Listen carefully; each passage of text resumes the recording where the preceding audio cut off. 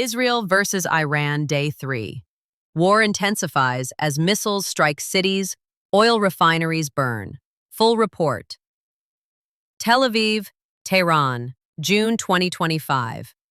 As the sun sets across the war-torn skies of the Middle East, Israel and Iran are now locked in the third straight day of intense military conflict.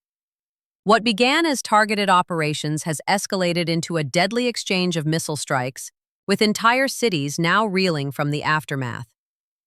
Israel has fired dozens of surface-to-surface missiles at Iran's western region, hitting nuclear-linked facilities, oil refineries, and government ministries.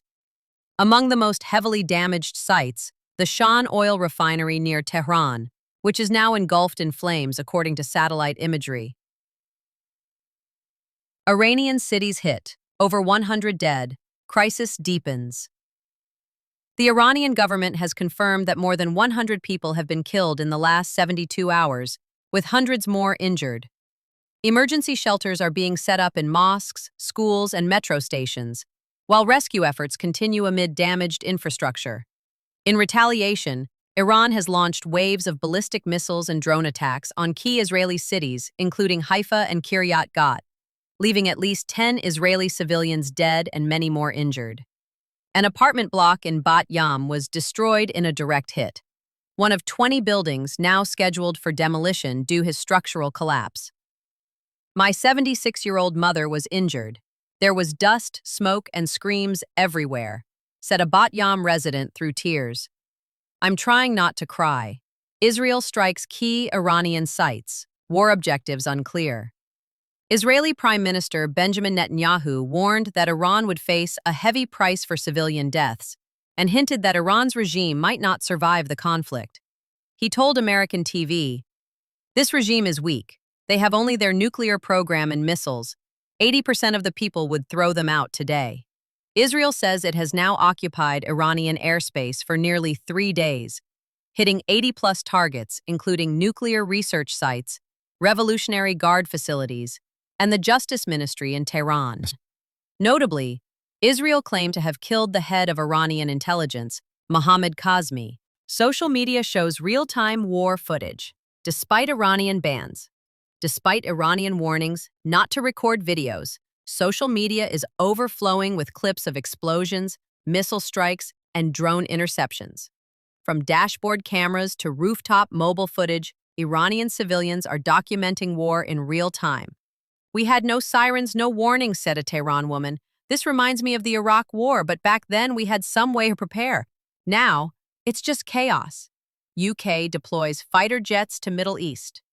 In a dramatic response, British Prime Minister Saki Starr confirmed the deployment of RAF fighter jets to Cyprus, just hours from Israel. The move aims to protect British assets in the region, though Iran has warned that UK bases could become targets if they intervene. UK presence in the region includes RAF Akrotiri Base in Cyprus, Army battalions stationed nearby, Naval Base in Bahrain, Special Forces. Locations classified. The UK insists it seeks de-escalation, but its growing military footprint says otherwise. Trump rejects Israeli assassination plan, seeks peace deal.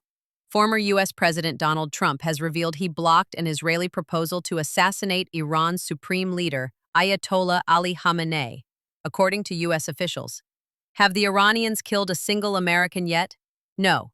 Until they do, we're not talking about assassinations.